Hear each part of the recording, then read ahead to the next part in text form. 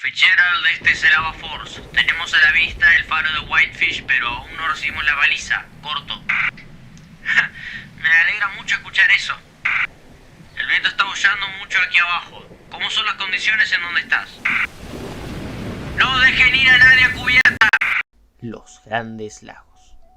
Superior, Michigan, Hurón, Erie y Ontario. Forman un mar interior de agua dulce tallado por los glaciares hace miles de años y compartido por Estados Unidos y Canadá, constituyen cerca de una quinta parte del agua dulce superficial del planeta, moderando el clima regional, generando nieblas y nevadas intensas por el efecto lago. Superior impone su vastedad y profundidad. Michigan y Hurón, conectados por el estrecho de Mackinac, funcionan como un solo cuerpo hidráulico. Erie, el más somero, cambia rápido de humor. Ontario, compacto y hondo, entrega sus aguas al Atlántico a través del río San Lorenzo tras el salto de las cataratas del Niágara. Este sistema sostiene rutas de navegación que enlazan el corazón industrial y agrícola de Norteamérica con el océano, mediante esclusas y canales, alimentando economías portuarias, industrias y ciudades.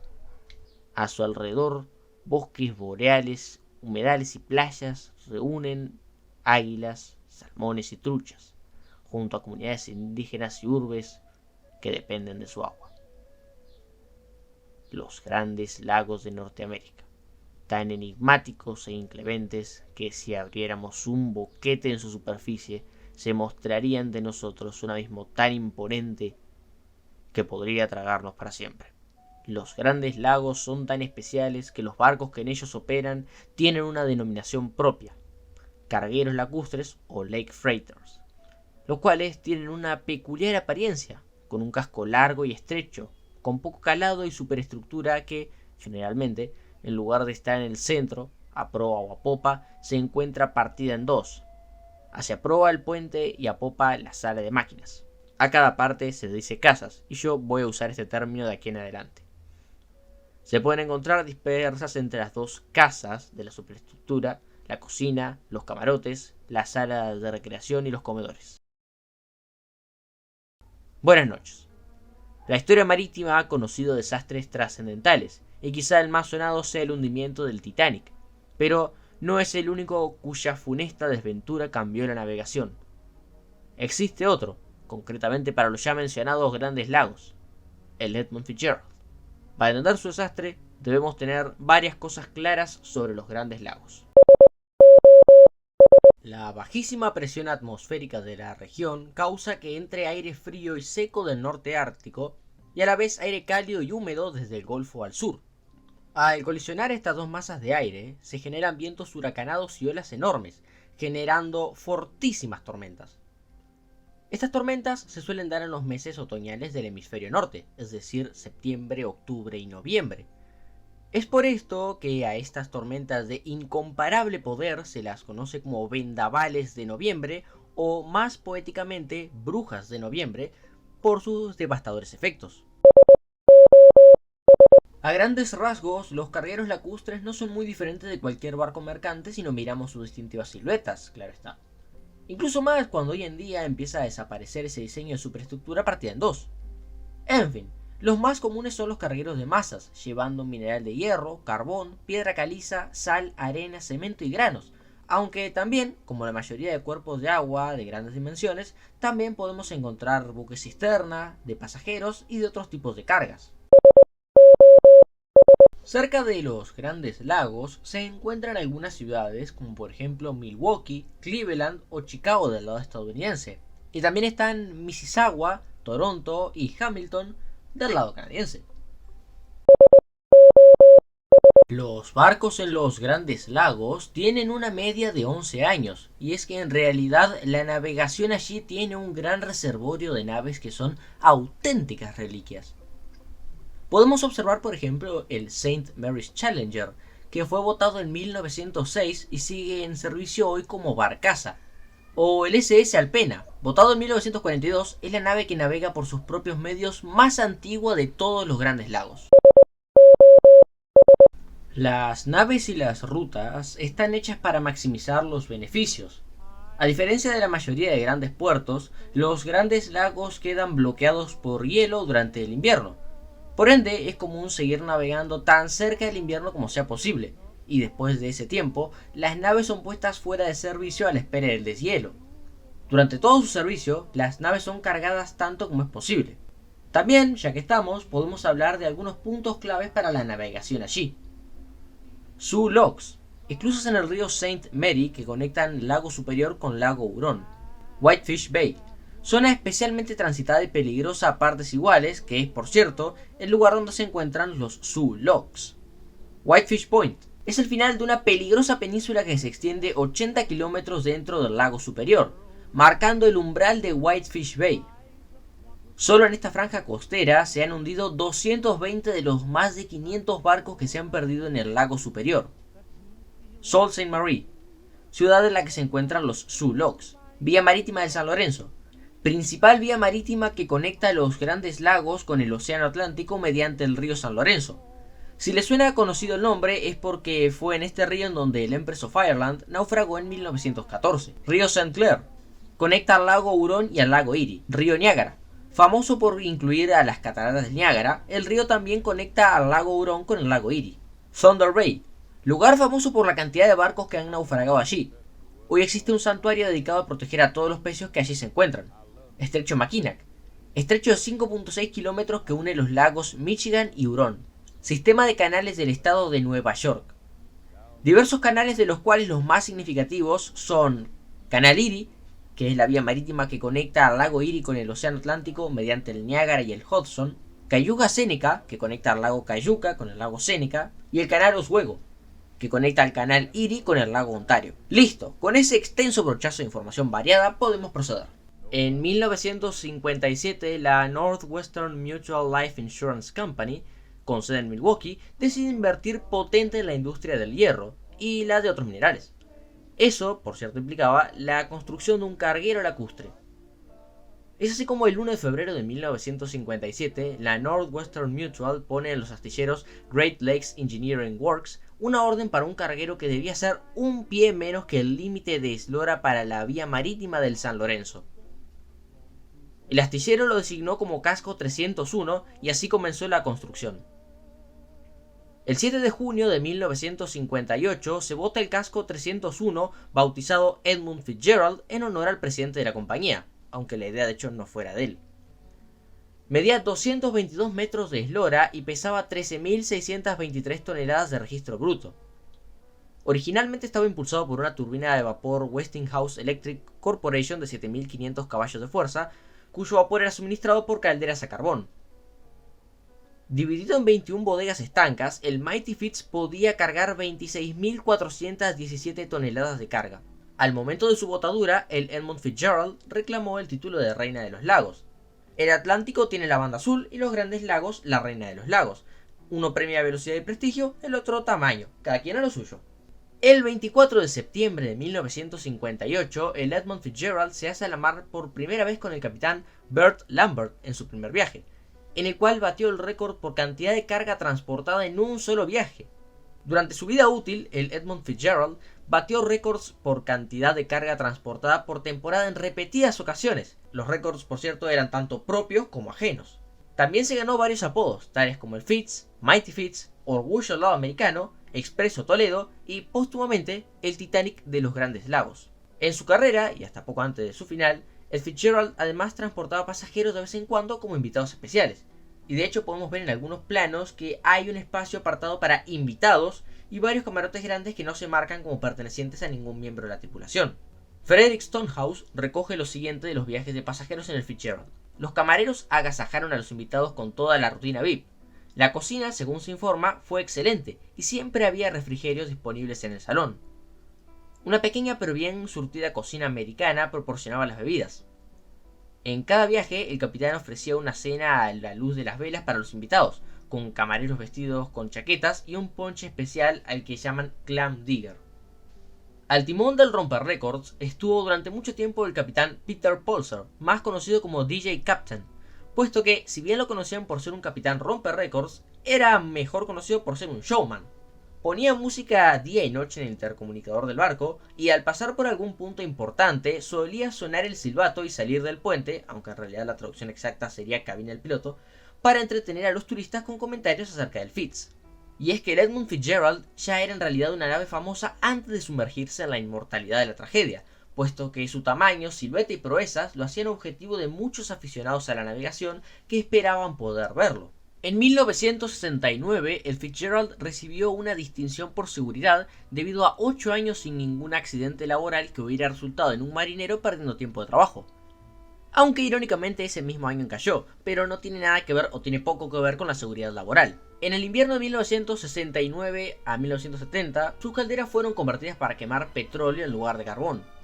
Para poner en perspectiva la situación, el Olympic tuvo su conversión a petróleo en 1920, y el mundo en esos años ya hablaba más del diésel que del vapor.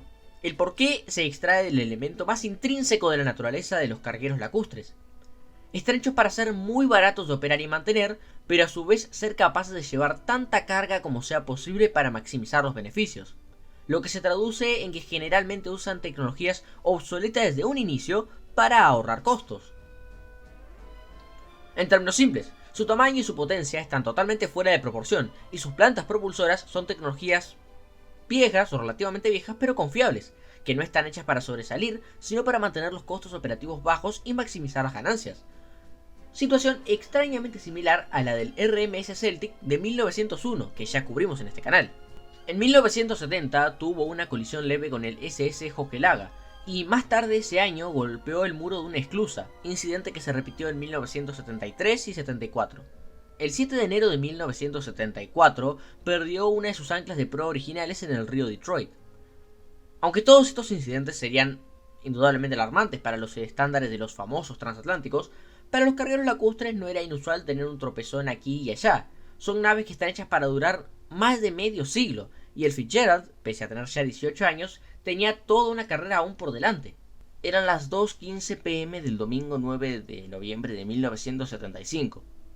El cargamento del Fitz era el habitual, muy por encima de su en teoría capacidad máxima. 26.535 pellets de taconita, una forma de mineral de hierro. El capitán Polser no estaba al timón del Fitzgerald. Aparentemente se había jubilado el año anterior. Luego se dice que un miembro de la tripulación tenía su audiencia de divorcio el día que la nave dejó Superior, Wisconsin, y por ende no pudo estar allí. Según se cuenta, siguió felizmente casado. Si este último rumor es cierto, a saber, pero lo que es seguro es que ni Polser ni este supuesto miembro de la tripulación estaba allí aquella noche. De cualquier modo, al mando del Edmund Fitzgerald se encontraba el capitán Ernest Michael McSorley, de 63 años, que ya estaba pensando en retirarse el año próximo. Poco después de salir de Superior, el Fitz alcanzó su velocidad máxima de 14 nudos. A las 2:39 de la tarde, el Servicio Nacional Meteorológico, NWS por sus siglas en inglés, entrega un boletín, pronosticando un vendaval fuerte en la zona sur del lago para las 7 de la mañana del 10 de noviembre. A las 4:15 de la tarde sale del puerto el SS Wilfred Sykes. Su capitán, Dudley J. Paquette, acertadamente predijo que una gran tormenta iba a azotar el lago superior, así que, en lugar de usar la ruta convencional, optó por otra ruta, menos conveniente, pero que al ir sobre la costa norte del lago superior estaba más protegida de las tormentas. Cerca de las 5 de la tarde del 9 de noviembre, el Edmund Fitzgerald se unió al Arthur M. Anderson, que estaba al mando del capitán Jesse Bernard Cooper. El Anderson venía de Two Harbors, Minnesota. El barco del capitán Cooper estaba 15 millas por detrás del Edmund Fitzgerald, pero aún así podía ser visto sin problemas. Paquette estuvo siguiendo por radio las comunicaciones entre el Anderson y el Fitz, en las cuales hablaron de tomar la ruta habitual al este. Este último había estado cargando justo frente a ellos unas horas atrás. A las 7 de la tarde el NWS altera su pronóstico y emite un boletín, volviendo a advertir de vendavales fuertes en todo el lago superior. El Anderson y el Fitzgerald viraron hacia el norte, buscando la protección de la orilla de Ontario. A la 1 de la madrugada del lunes 10 de noviembre, el Edmund Fitzgerald reporta vientos de 52 nudos, unos 96 km por hora, que venían acompañados de olas de 3 metros de altura. Poco después de la 1, el capitán Paquette escuchó a McSorley decir que habían reducido la velocidad por la tempestad, para luego añadir: intentaremos buscar un sotavento en la isla Royal. De cualquier modo se están alejando de nosotros, no puedo seguirles el ritmo. A las 2 de la madrugada el NWS volvió a actualizar su reporte, pasando de vendaval a tormenta, pronosticando vientos de entre 65 y 93 km por hora para todo el lago superior. Hasta ese momento el Edmund Fitzgerald venía detrás del Arthur M. Anderson, pero siendo más rápido, pronto lo sobrepasó a eso de las 3 de la mañana. Conforme el centro de la tormenta pasaba justo por encima de ambas naves y la dirección del viento cambiaba del noroeste al sur y del sur al noroeste. A las 7 de la mañana el Edmund Fitzgerald hace su último informe del tiempo. Olas de hasta 3 metros y viento de 64 km por hora. Pasadas las 2:10 de la tarde, el Anderson reporta que el viento volvió a remontar, reportando otra vez vientos que rondaban los 96 km por hora. A las 3:15 empezó a nevar, reduciendo notoriamente la visibilidad. Allí el Anderson pierde de vista al Edmund Fitzgerald. A las 3:15 de la tarde, el capitán Cooper del Arthur M. Anderson vuelve a avistar al Edmund Fitzgerald cerca de Caribou Island, comentando con su tripulación que estaba demasiado cerca de Six Fathom Shoal para su gusto. 3:30 de la tarde. Anderson, este es el Fitzgerald. He sufrido algunos daños en la parte superior. Tengo una barandilla tumbada, 2 ventilas perdidas o dañadas y también estoy escorando. Estoy revisando. ¿Te podrías quedar conmigo hasta que llegue a Whitefish Bay? Afirmativo, Fitzgerald. ¿Tienes activadas tus bombas? Sí, ambas. McSorley redujo la velocidad de su barco, cerrando la brecha entre el Fitzgerald y el Anderson. Poco después, la guardia costera informó que los Zoolocks estaban cerrados y que todas las embarcaciones debían buscar anclaje seguro.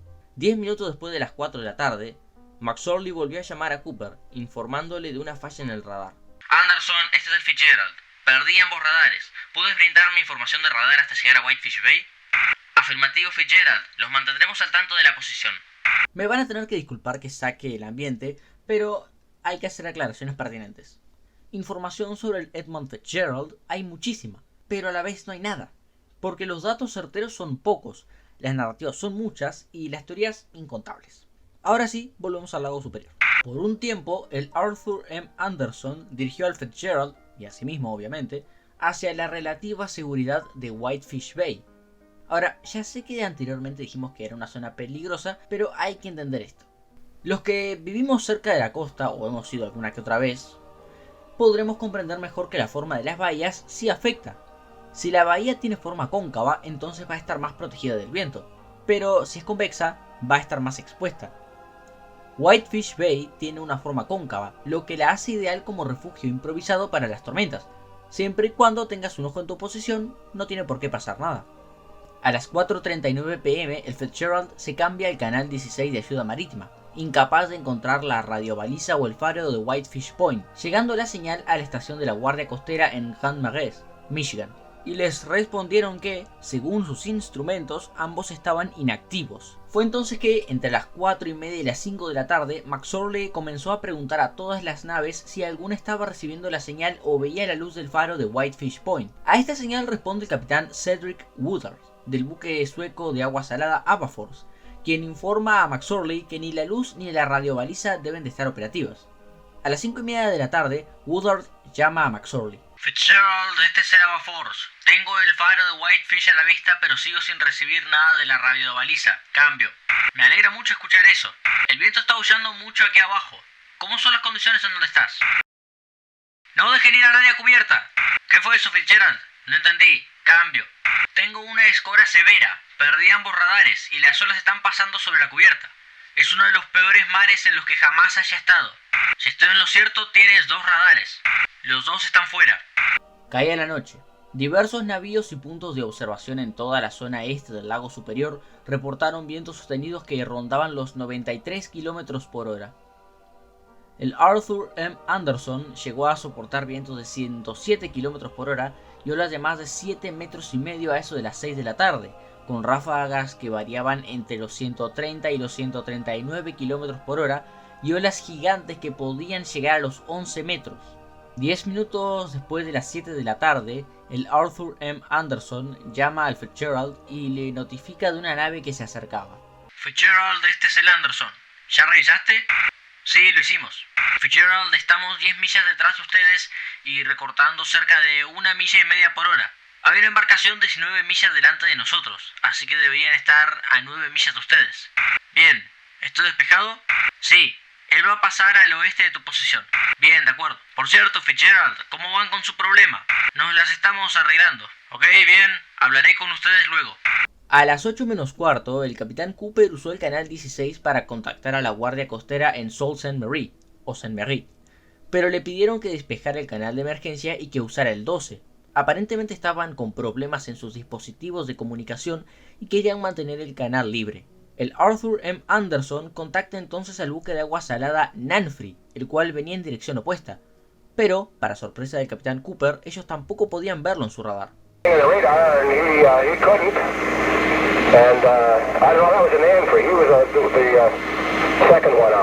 Faltando 5 minutos para las 8 de la noche, la guardia costera le pide a Cooper que esté atento a un bote de 16 metros de eslora que se perdió en el área. Aprovechando la ocasión, Cooper pregunta si alguien había sabido algo del Edmund Fitzgerald.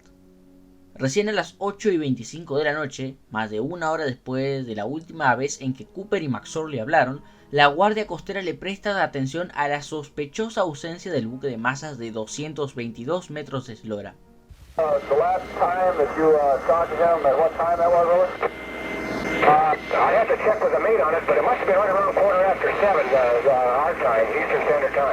Poco tiempo después, el Arthur M. Anderson llegó a Whitefish Bay, topándose con otro carguero, el SS William Clay Ford.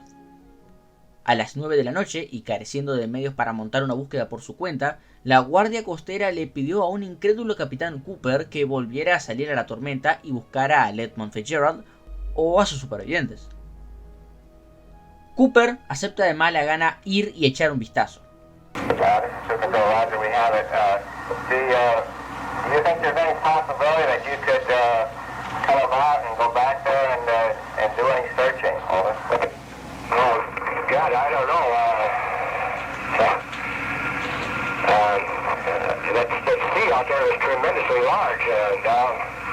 If you want me to, I can, but I'm not going to be making any time. I'll be lucky to make 2 or 3 miles an hour going back out that way. This is Sioux Control, Roger. Well, you have to make the decision as to whether you would be happy or not, but you're probably one of the only vessels right now that can get to the scene. We're going to try to contact those saltwater vessels and see if they can't possibly come about and come back also. The radar here 10 minutes ago, and they were right up to that area. This is Sioux Control, Roger. We will contact them and see if we can't get them to search in the area also. We're trying to get a Coast Guard aircraft launch to come up to the area, but I would say things look pretty bad, like she may have split apart at the seams like the Morale did a few years back. Over. This is just what I'm wondering, because the mate come up here and we laid it off, and the last known position that we had on them was 14 miles west of Copper Mine Point. And now, we had been told, we just talked to him, about 10 after 7, and he said everything was fine, and of course the sea return never saw anything about it. But we saw there should have been ring buoys with lights on them flashing, and the visibility was good. This is Sioux Control, Roger. You are definitely sure that he was ahead of you, is that correct? That is Charlie, yes, and the wind was west-northwest out there, steady 55, gusting to 70. Sioux Control, Roger. Well, again, you think you could come about and go back and take a look in the area? Over. I'll go back and take a look, but God, I'm afraid that I'm going to take a hell of a beating out there on it. And if they could get a search, if you could get a chopper over there, they'd be blowing over toward Copper Mine Point, and I don't know how far in there I could get. Let me take a look at the chart again. Roger, standing by 22. Been there a little ways, but there's also 4 boats under Whitefish. I'm clear out here to Freezing Island, but I'll turn around and give it a whirl, but God, I don't know. I'll give it a try. La guardia costera por fin fue capaz de conseguir un espacio en que el buque balizador USCGC Woodrush pudiera salir desde Duluth, Minnesota, en búsqueda del Edmund Fitzgerald, pero demoró 2 horas en llegar al área y un día entero para revisarla. Viendo que la situación era seria, la estación de Traverse City envió un Grumman HU-16 Albatros, el cual arribó al área a las 10:53 de la noche. A este grupo, compuesto ahora por 2 mercantes, un balizador y un hidroavión, se le sumó un helicóptero Sikorsky HH-52 con una lámpara de 47 millones de lúmenes de potencia. Háganse la idea de que el short que se ve de fondo son solo 65.000 lúmenes. Las autoridades canadienses también enviaron un avión de búsqueda y la Policía Provincial de Ontario comenzó a patrullar las costas. La búsqueda de 3 días regresó sin éxito. El SS Edmund Fitzgerald desapareció en el área de Whitefish Point en algún punto entre las 7:20 y las 7:30 de la noche del lunes 10 de noviembre de 1975. Hace exactamente hoy 50 años.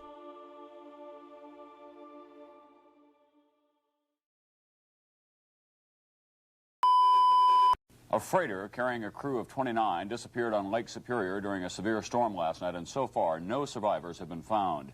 The freighter, the Edmund Fitzgerald, was transporting iron ore when it ran into high winds and 25-foot waves. Search is continuing for possible survivors of the Edmund Fitzgerald, a 729-foot ore carrier, which apparently broke apart and sunk last night on Lake Superior.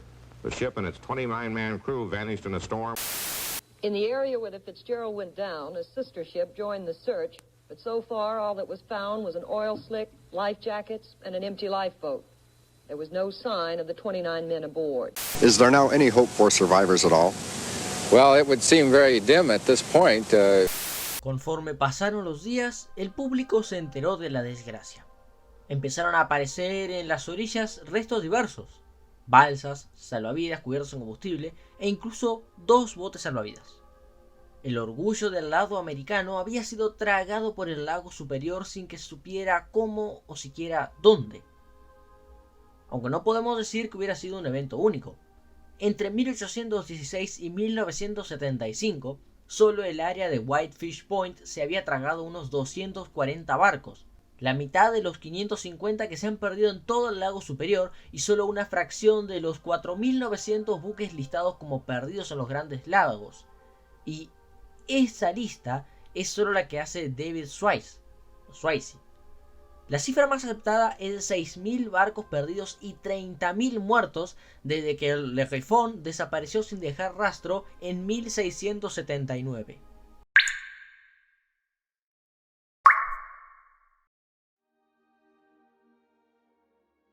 Cuatro días. El Edmund Fitzgerald estuvo desaparecido por 4 días. El 14 de noviembre de 1975, un Lockheed P-3 Orion cazasubmarinos, usando su detector de anomalías magnéticas, detectó 2 grandes objetos metálicos reposando en el fondo del lago Superior, cerca de donde el Edmund Fitzgerald se había hundido, dentro de la jurisdicción canadiense.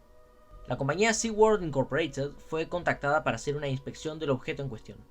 Recién entre el 20 y el 28 de mayo de 1976, la Marina estadounidense hizo un relevamiento del objeto, usando el ROV Curve 3, que ya habían usado para rescatar una bomba de hidrógeno caída cerca de España en el incidente Palomares, para rescatar también a 2 operarios de un sumergible en el 73, protagonizando el rescate submarino a mayor profundidad jamás logrado, que fueron 480 metros por si se lo están preguntando, y cuyo descendiente usarían en 2023 para buscar al sumergible Titán.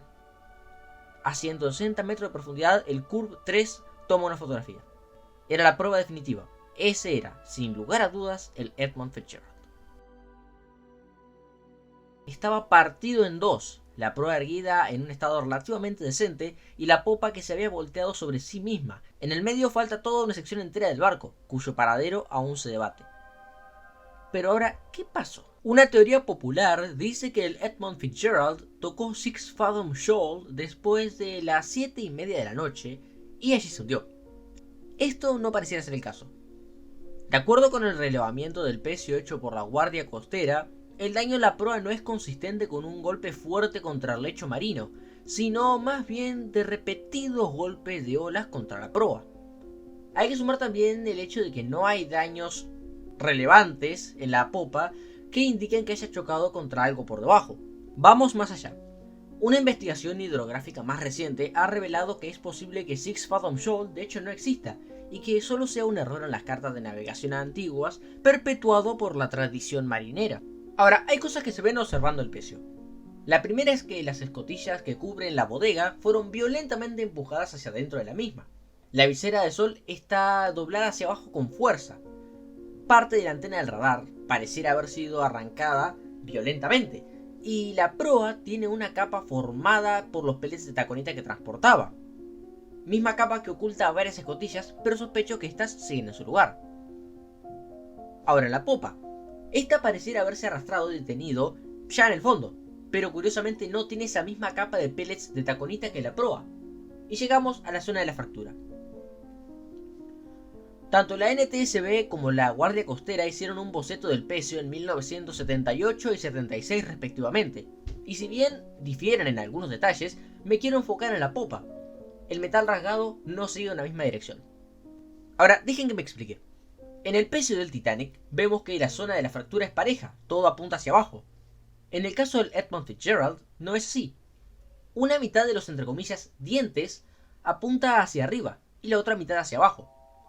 Esto indica que el Fitzgerald pudo haber sufrido una suerte de torsión. Pueden hacer un experimento ustedes mismos si quieren. Agarran un poco de papel aluminio y hagan algo medio grueso. Luego tuérzalo, con cuidado obviamente, hasta que se rompa. Y el resultado va a ser similar. Ahora, voy a hacer el aviso obvio y pertinente. No soy ni físico, ni ingeniero, ni analista. Todo esto es pura conjetura y la puede hacer cualquiera.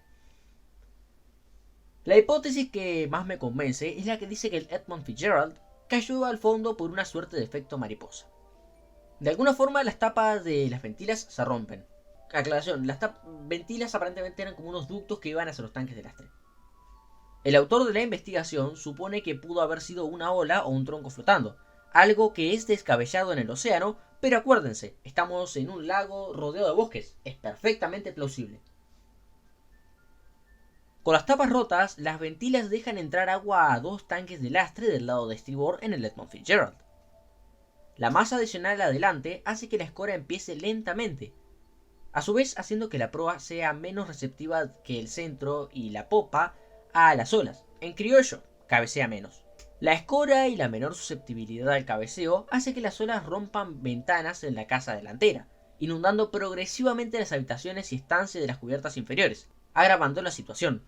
Al romper las olas contra la parte trasera de la casa delantera, acuérdense que las olas venían de atrás, o sea, el Fitzgerald y las olas iban en la misma dirección, el agua que cae dobla la visera del sol hacia abajo y hacia el frente, también arrancando el radar de su antena en el proceso.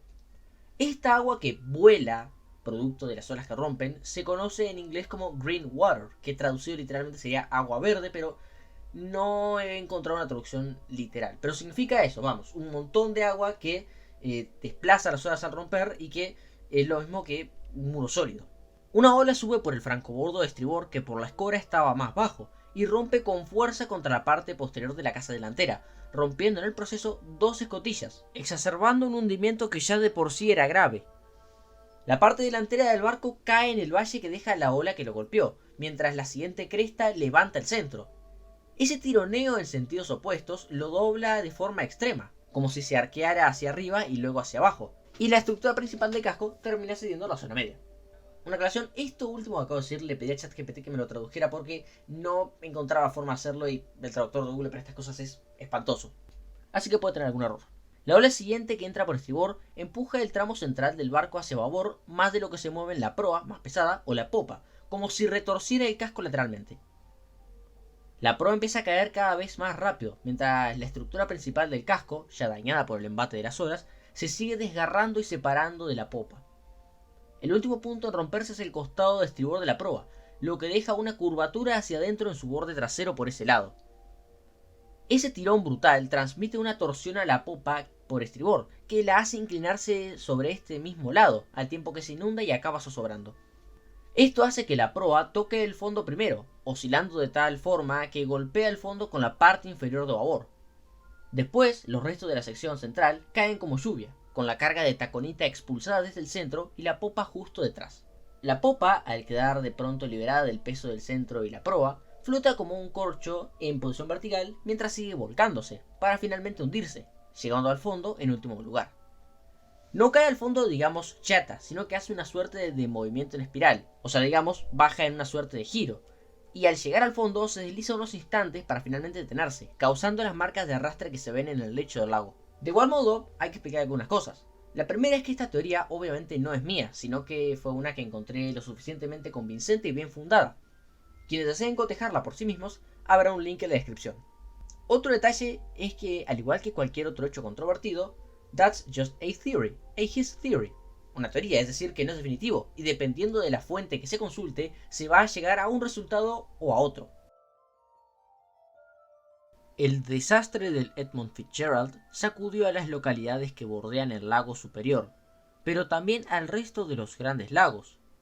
Se descubrieron cantidad de conductas que eran peligrosas cuando no negligentes. El Fitzgerald, pese a su tamaño, no contaba con Depth Finder. No tenía forma de saber qué tan profundo estaban, más que claro el viejo método de la cuerda y la plomada. Las cartas de navegación para el lago Superior eran viejas e inadecuadas. Ejemplo de esto es, como ya dijimos antes, la presencia de Six Fathom Shoal, que puede o no haber existido. La NTSB, terminando su investigación, hizo 25 recomendaciones, 19 para la Guardia Costera, 4 para el American Bureau of Shipping y 2 para el NOAA. Desde el desastre del Edmund Fitzgerald, todos los navíos de al menos 1.600 toneladas de registro bruto están obligados a llevar un Depth Finder, es decir, un dispositivo que mide la profundidad de las aguas en que navegan. Desde 1980 es obligatorio que en el dormitorio de cada tripulante y en su estación de trabajo habitual tenga un traje de supervivencia. Esto es un traje que ayuda a mantener al cuerpo aislado del frío y la humedad en caso de tener que saltar, además de un salvavidas equipado con una luz de emergencia. Me atrevo a hacer otra conjetura, y es que el tema del traje de supervivencia puede haber sido también inspirado por otros desastres como lo fueron el Daniel J. Morrell y el Carl D. Bradley. Se revisaron las cartas de navegación y se incluyó una radiobaliza de emergencia en cada barco que navega en los grandes lagos. Hubieron otras modificaciones, como establecer inspectores que revisen las escotillas antes de cada salida, cambiar el método mediante el cual se predecía la altura de las olas y derogar una ley de 1973 que permitía que una nave tuviera menos espacio de francobordo, esto es, la altura entre el nivel del agua y la cubierta. En 1989 se realizó una expedición a los restos con un ROV, el cual puede o no haber golpeado sin querer el mástil del Fitzgerald. Luego, en 1994, el buzo canadiense Joseph B. McInnes concluyó que la inspección de los restos hechas por la Guardia Costera y la NTSB no fueron suficientemente exhaustivas, por lo que, a lo largo de 3 días, usó un sumergible para examinar detenidamente los restos. En total capturó 42 horas de metraje y también estableció el récord por la inmersión más larga que cualquier persona haya hecho al Edmund Fitzgerald, 211 minutos, por si se lo están preguntando. Allí también sostuvo que al menos un tercio de los 2 acres que cubren los restos están en territorio estadounidense y no en el canadiense. Dicha porción le otorgaría a los Estados Unidos la tutela de la sección principal del naufragio, o al menos de la proa. Esto debido a que la frontera usada por el NOAA en 1976 había cambiado desde entonces al menos 3 veces. De igual modo, mucha bola parece que no le dieron, porque hoy en día el Fitz sigue bajo tutela canadiense. Si pensaban que los griegos eran herméticos con el Britannic, es porque nunca había hablado de este caso antes. Los griegos, al menos, alabados sea Dios, permitieron hace poco la recuperación de objetos. No muchos, pero algunos. Los canadienses no han permitido expediciones en 30 años o más, y si te llegan a pescar curioseando ahí con un ROV a control remoto, te pueden meter una multa de $1 millón canadienses por donde el sol no brilla. Ahora, en este caso podemos vernos tentados a decir, ya no hay más cadáveres, se debería poder investigar libremente. Y eso solo funciona si estuviéramos en el Atlántico. O, dicho sea, por decir, en cualquier océano. Pero no aquí. Verán, existe un dicho de la gente de estas series que dice Superior nunca entrega a sus muertos. O sea, el lago Superior nunca entrega a sus muertos. Y es una cosa curiosa la razón que tienen. Los cadáveres que se van al fondo del lago Superior jamás vuelven a subir por sus propios medios. En cualquier cuerpo de agua, las bacterias que causan la descomposición de los cadáveres liberan gases que eventualmente levantan el cuerpo, pero la temperatura en el fondo del lago Superior es tan baja que nunca se da la descomposición, y la fauna no alcanza como para deshacerse de todo. ¿Qué tan lejos va esto? Bien, dejen que les presente a una atracción del misterioso SS Kamloops, desaparecido en los años 20 y redescubierto 2 años después del hundimiento del Edmund Fitzgerald. En su interior reside el viejo Whitey, el cadáver de uno de los ingenieros del Kamloops, convertido en algo que han llamado momia de jabón. sigue allí abajo, y si bien es posible que no queden familiares para protestar por el bueno de Whitey, existe una alta probabilidad de que los cuerpos de los fallecidos en el Edmund Fitzgerald sí que sigan allí abajo. A fin de cuentas, encontraron restos humanos en el 94, con tanta mala suerte de que se coló en el metraje de un documental que hoy está en internet, el cual por respeto no voy a poner aquí, pero que pueden encontrar cerca del minuto 37 en el link de la descripción. Hago la advertencia, es una cosa que tiene que tomar con mucha delicadeza, recuerden que estamos ante la última morada de alguien, y también puede llegar a impresionar un poco. No se ve la cara en realidad, pero igual impresiona. También hay que hacer la aclaración pertinente, y es que han surgido razonables dudas respecto a si el cuerpo hallado en el 94 es en efecto uno de los miembros de la tripulación del Edmund Fitzgerald, puesto que el chaleco salvavidas que lleva puesto no coincide con los que se usaban sobre la época, así que hay una probabilidad de que fuera un cuerpo de un desastre anterior y que fuera llevado por la corriente hasta aquel lugar. Pero, dado que estaba literalmente al lado de la proa, chances hay. Volviendo al tema, 20 años después de los acontecimientos de noviembre de 1975, McInnes volvió a la escena con un traje de buceo atmosférico, que es legalmente un sumergible, pero que se acerca más a una suerte de armadura y se usa para bucear a grandes profundidades. Y es que de hecho, el pecio del Edmund Fitzgerald es uno de los naufragios más profundos a los que se puede acceder, entre comillas, buceando. McInnes se convirtió en la primera persona en tocar el Edmund Fitzgerald desde que se había hundido. En dicha expedición se rescató la campana del barco, reemplazándola con una copia que tenía grabados los nombres de los tripulantes fallecidos en el siniestro. Antes de marchar, McInnes ingresó al puente del Edmund Fitzgerald y dejó allí una lata de cerveza en memoria de los tripulantes fallecidos, siendo posiblemente la primera y hasta ahora única persona que ha estado dentro del Fitzgerald desde que se hundió. Ese mismo año, los buzos canadienses Terrence Tissell y Mike Zlatopolsky rompieron récords al usar gas trimix para llegar buceando como Dios manda a los restos del Edmund Fitzgerald. Ellos dos son las únicas personas que se sepa hayan tocado los restos del Edmund Fitzgerald. Y sí, ya sé que dije que McInnes también lo hizo, pero McInnes técnicamente no lo tocó directamente, sino que lo hizo usando el brazo del traje de buceo atmosférico. Así que sé que es un tecnicismo, pero de igual modo tienen el crédito. Les tomó 6 minutos para bajar al naufragio. Estuvieron 6 minutos en él. Y luego 3 horas para subir. Esto fue con el fin de evitar la enfermedad por descompresión, que también es conocido como The Bends. Con su inmersión rompieron récords, ya sea por la inmersión más profunda en los grandes lagos y, aparentemente, la inmersión más profunda a cualquier pecio, sin mencionar que también fueron los primeros buceadores en llegar al Edmund Fitzgerald sin el apoyo de un sumergible. Los canadienses son muy herméticos respecto al pecio del Edmund Fitzgerald, como dijimos anteriormente, tanto así que la última vez que alguien buceó en el pecio legalmente fue en el 95. Los restos aparentemente están monitoreados por la Guardia Costera las 24 horas. Pero eso no ha impedido que se den algunos episodios un tanto turbios.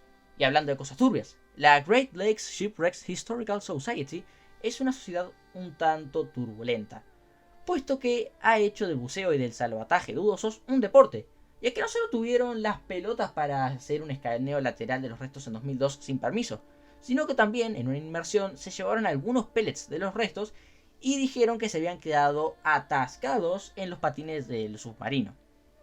Desde 1975 hasta 2006, la campana de la Mariners Church en Detroit sonaba 29 veces en memoria de los 29 tripulantes perecidos al zozobrar el Edmund Fitzgerald. La particularidad fue en el 2006, en donde se leyeron no menos de 1000 nombres de personas fallecidas en los grandes lagos, y la campana se hizo sonar solo 8 veces, y no 29, 5 por cada uno de los grandes lagos, otra por los ríos St. Clair y Detroit, otra por el San Lorenzo, y una última por todo el personal militar muerto. Asumo yo que se referirá a miembros de la Guardia Costera o de la Marina. En 1976, el cantautor de música popular Gordon Lightfoot se encontraba leyendo un artículo sobre el desastre en la revista Newsweek cuando se percató de algo. Los editores del artículo habían escrito mal el nombre y en lugar de decir Edmund Fitzgerald, decía Edmund Fitzgerald. Lightfoot lejos de pensar que era un error producido quizá de un descuido o de algún disléxico en el equipo de la revista, estaba muy indignado. Así es como decidió escribir The Wreck of the Edmund Fitzgerald, y tan absorto estaba en componer la canción que ni siquiera prestó atención a la fiesta sorpresa organizada por su hermana para su cumpleaños. Y es que de hecho, Lightfoot siempre había sido apasionado por los barcos pese a su profesión, igual que un servidor. Y ya había escrito en 1965 una balada que narra el incendio del Yarmouth Castle. La canción de Lightfoot fue un éxito total, llegando hasta el top 12 de singles en Canadá y 22 de Cashbox en los Estados Unidos, ayudando además a dar conocimiento al desastre, volviéndolo parte del imaginario popular, con su propia leyenda de fantasmas que, como todas las leyendas de barcos fantasmas, tiene tanto de real como cualquier fábula. Pero quizá el mayor legado del Edmund Fitzgerald sea en la práctica marinera. En antaño habían capitanes que se enorgullecían de ser capitanes de tormenta, capaces de navegar en cualquier vendaval o inclemencia climática.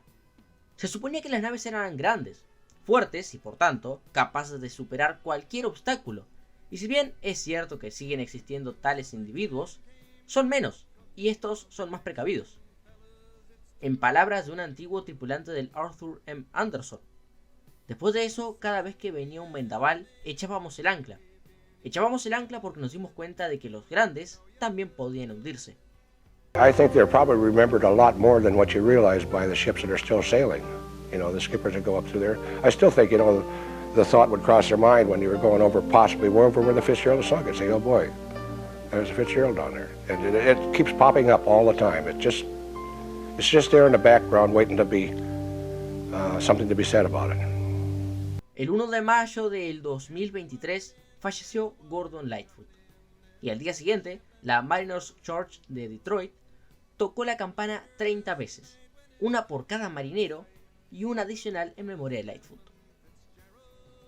El Edmund Fitzgerald es, además de ser el pecio más grande que se encuentra hundido en los Grandes Lagos, también es hasta ahora el último carguero lacustre en hundirse.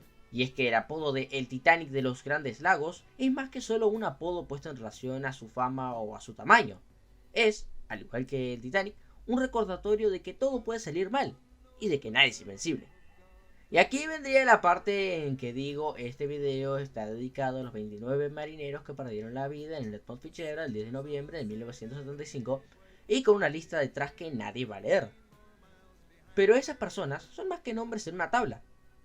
Eran los padres y esposos de unos, los hijos y hermanos de otros. Y claro, no se puede hacer esta clase de precisiones en desastres con muchísimas víctimas. Pero aquí hablamos de 29 personas, y no tomarse el trabajo sería como poco ser vago. Les pido entonces que se queden conmigo mientras ponemos nombre, apellido y foto a estas personas. Michael Eugene Armagost, tercer oficial, hijo de Kendall y Lorraine, hermano de Steve. Tenía 37 años.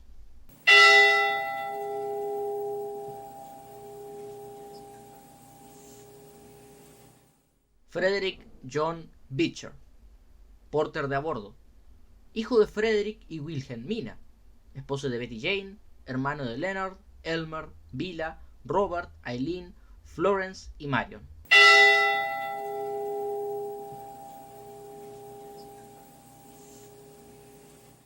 Thomas D. Benson, aceitero, hijo de Florence y Harold, hermano de Bruce. Tenía 23 años.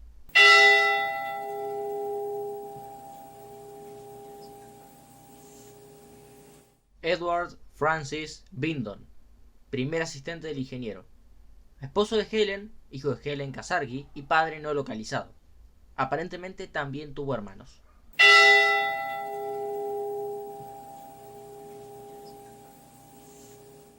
Thomas Dale Borgenson, encargado de mantenimiento, padre de Bradley, hijo de Arthur y Dena, hermano de Arthur, Roger, Dennis, Donald, Glenn, Joan, Robert y Betty.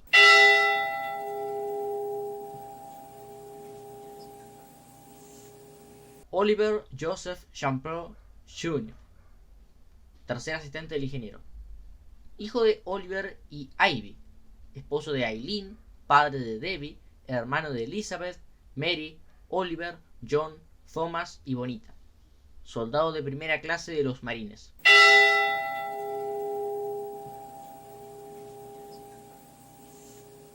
Nolan Franklin Church, porter de a bordo, hijo de Thomas y Edith, esposo de Thelma, padre de Marilyn, Debbie, Bonnie y Rick, hermano de Gordon, Lyle, Blanche y Harvey.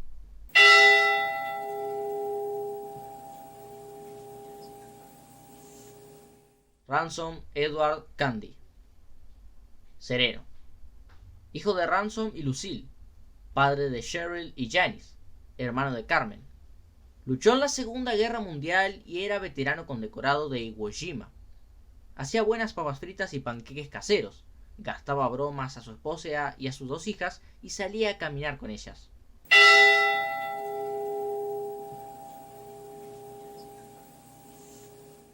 Thomas Edgar Edwards, segundo asistente del ingeniero, hijo de Charlie y Gertrude, hermano de Ernest, Geneva, Wesley, John y Henry.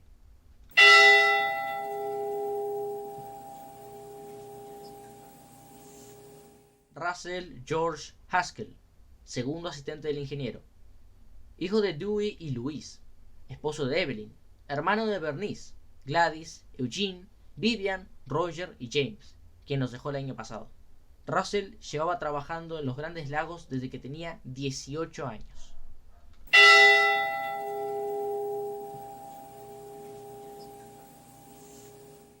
George John Hall, ingeniero en jefe a sus 60 años, hijo de Emanuel y Luela. A su muerte dejó a su hermano Wilmar. Era de Cabot, Pensilvania.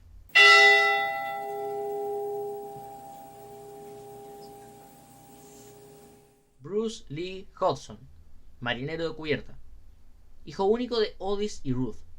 Lee tenía 22 años, amaba la música y respetaba la naturaleza. Había trabajado en el SS Ashland, en donde hizo un trabajo tan bueno que lo transfirieron al buque insignia de la flota, el Edmund Fitzgerald. Tenía planes para ingresar a la Ohio State University en enero del 76.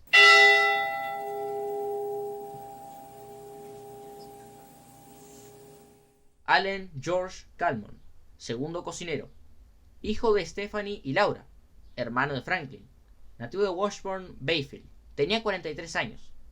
Había tenido una pizzería de éxito moderado previo a abordar el Fitzgerald, pero una lesión en la espalda y la imposibilidad de conseguir un préstamo para sostener el lugar lo forzaron a tomar el puesto en el Mighty Fitz. Su nieto, Matt, hoy es un asesor financiero de mucho éxito.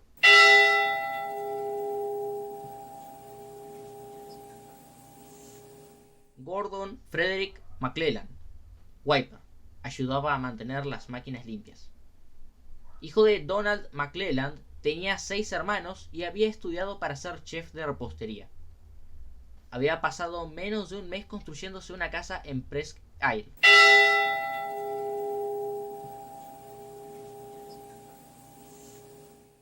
Joseph William Macy's, encargado de mantenimiento especial, hijo de Josephine y Anthony. No tuvo esposa o hijos, pero sí 4 hermanos, John, Louis, Stella y otro cuyo nombre no he podido corroborar. Pese a no tener hijos, adoraba a sus hermanos y a sus sobrinos, trayendo para estos últimos caramelos, pororó, barrapochoclo, etc. Cualquier cosa que los hiciera felices. Adoraba pescar y hacer obsequios generosos a su familia. Llegó a salvar a un marinero de caer por la borda en una ocasión, y además esta iba a ser su última temporada con el Fitzgerald.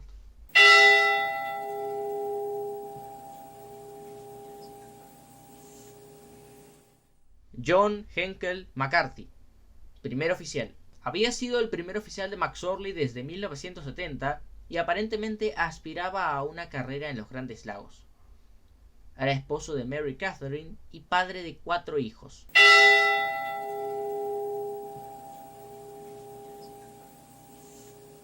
Ernest Michael McSorley, capitán. Usualmente la costumbre en estos videos es tratar sin dignidad o con menos detalle al capitán, haciéndolo responsable de los hechos, lo haya sido o no. No hace caso este documental, en el que tratamos con la misma dignidad a todos, y para el cual se consiguió toda la información que estuviese públicamente visible de todos por igual. Ernest McSorley era hijo de Michael y Catherine, hermano de John Francis y esposo de Nellie, además de ser padrastro de Ralph, Ronald y Dolores. Ernest McSorley inició su carrera en el mar a los 18 años y pronto se convirtió en el capitán más joven de los Grandes Lagos. Se lo consideraba un capitán veterano y experimentado. Al igual que Macy's, esta sería su última temporada al mando del Fitzgerald. Planeaba retirarse para pasar más tiempo con su familia.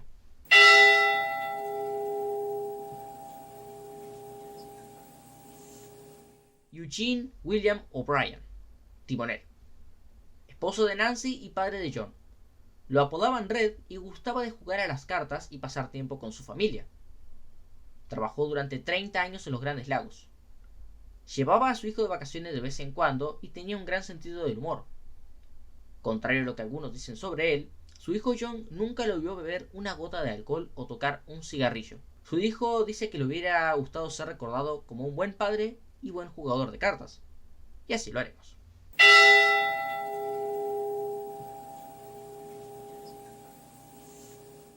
Carl Anthony Peckle, sereno. Hijo de William y Eleanor. Con 20 años era el tripulante más joven a bordo del Edmund Fitzgerald aquella noche. He encontrado un comentario en Facebook de un estudiante que puede haber sido compañero de Peckle, y de ser así, él lo recuerda como un joven divertido, con gran sentido del humor y además apuesto. Su compañero de laboratorio, Jerry, recuerda una anécdota en donde, para escapar de un regaño del señor Crombie por olvidar hacer un trabajo, dejó caer accidentalmente un poco de ácido sulfúrico dentro del libro, lo cual disolvió varias páginas.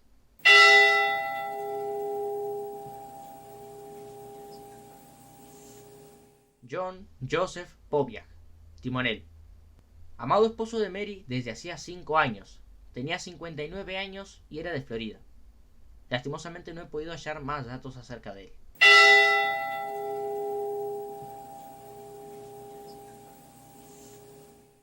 James A. Pratt. No encontré su segundo nombre. Segundo oficial. Al igual que Benjamin Orr, era nativo de Lakewood y a sus 33 años ya estaba casado, aunque no he podido encontrar nombres ni de esposa, padres o hijos.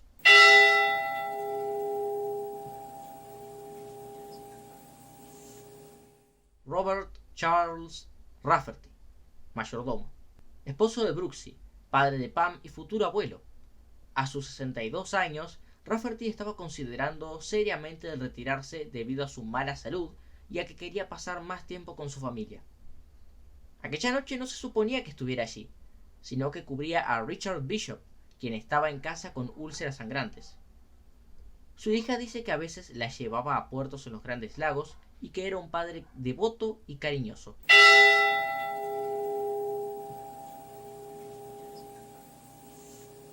Paul Michael Ripa, marinero de cubierta.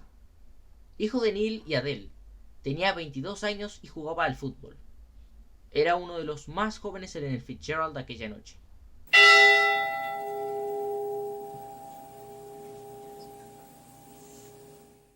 John David Simmons, timonel. Esposo de Florence y padre de Mary, Patrice y de un bebé que murió en el parto. Simmons era un hombre de principios y gran integridad. Este era su último viaje con el Fitzgerald y había accedido como favor para McSorley, puesto que los unía una gran amistad. Según su familia, era un bromista.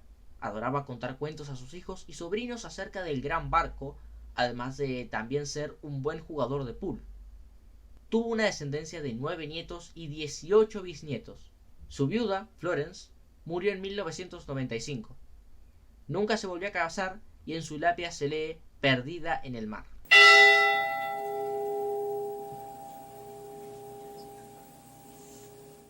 William J.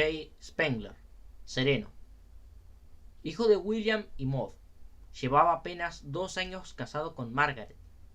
Era cuñado de Robert, Harold y Rosemary. Tenía 59 años. Era de Toledo, Ohio, y se ha dicho que este era su último viaje antes de retirarse.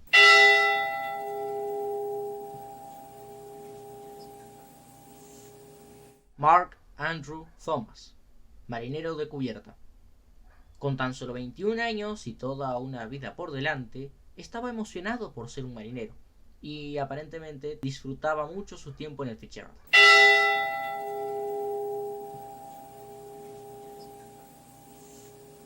Ralph Grant Walton, aceitero. Hijo de George y Mabel, esposo de Ruth, hermano de Helen, Sarah, Claude y Wade, tío de George, Craig, Stanley, Shirley, Richard, Beverly y Thomas.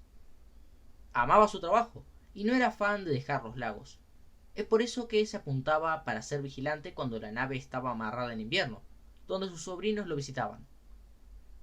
Disfrutaba ir a la casa de su sobrino George a comer baldes de pororó y contar sus vivencias en el mar.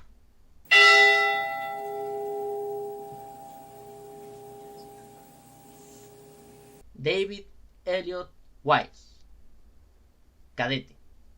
Hijo de Aaron y Selma.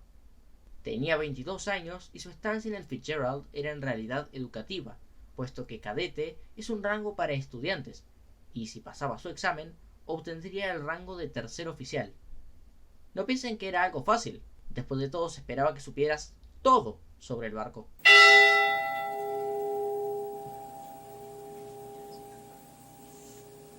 Blaine Howard Wilhelm, aceitero. Hijo de Willis y Helma, esposo de Lorraine, padre de Leonard y de Blaine. Hermano de Leonard, Frank, Stanley, Dorothy, Jean, Marion y Willard.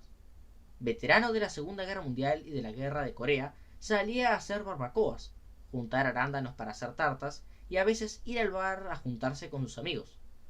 También disfrutaba de salir de cacería y de jugar al pool.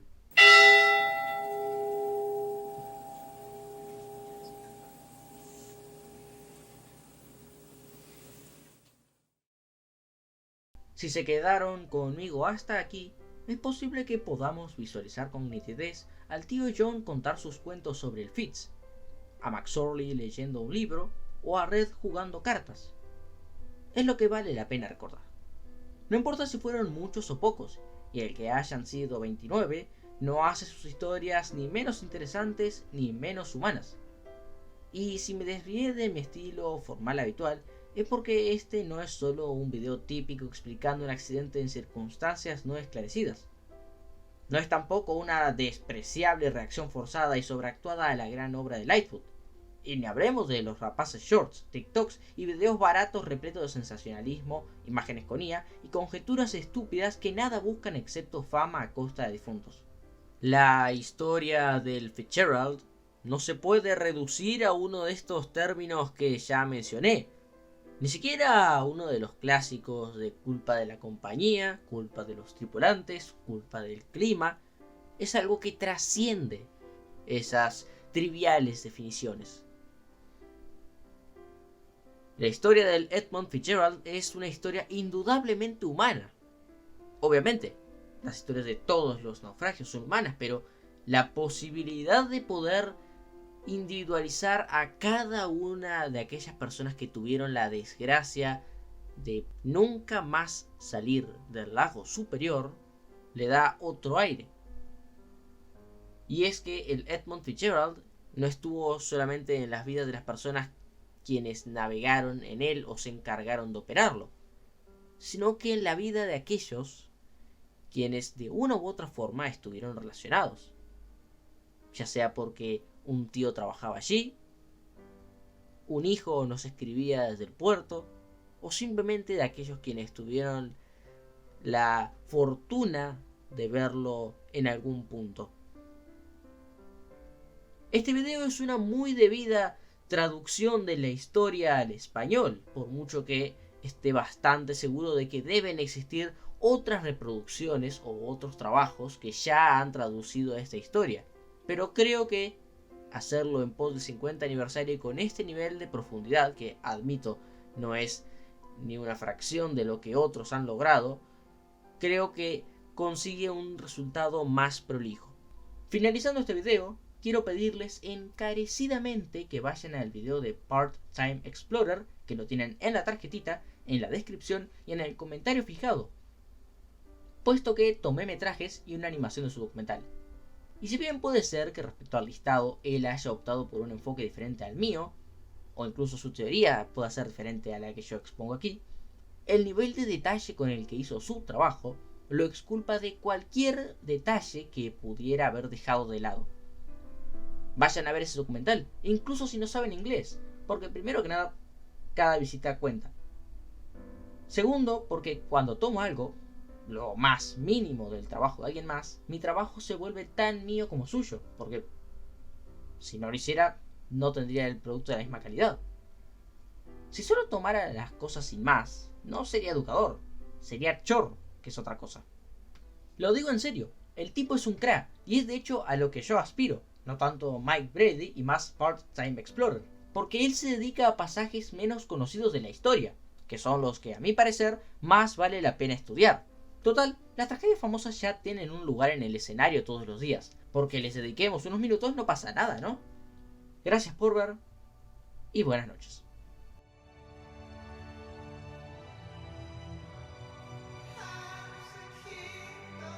West or northwest. And I don't think I really believed it myself. But they had 92-mile-an-hour winds at the Sioux, I guess.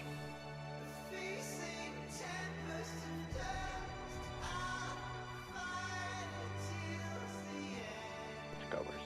And I went down and watched seaward water. Maybe a cupful would come through or something.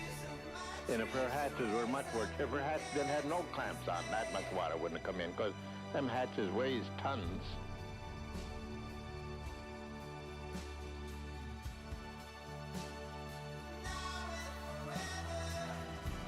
Somebody's got to go out there, so I called the Coast Guard, told them we'd pick up the anchor and go.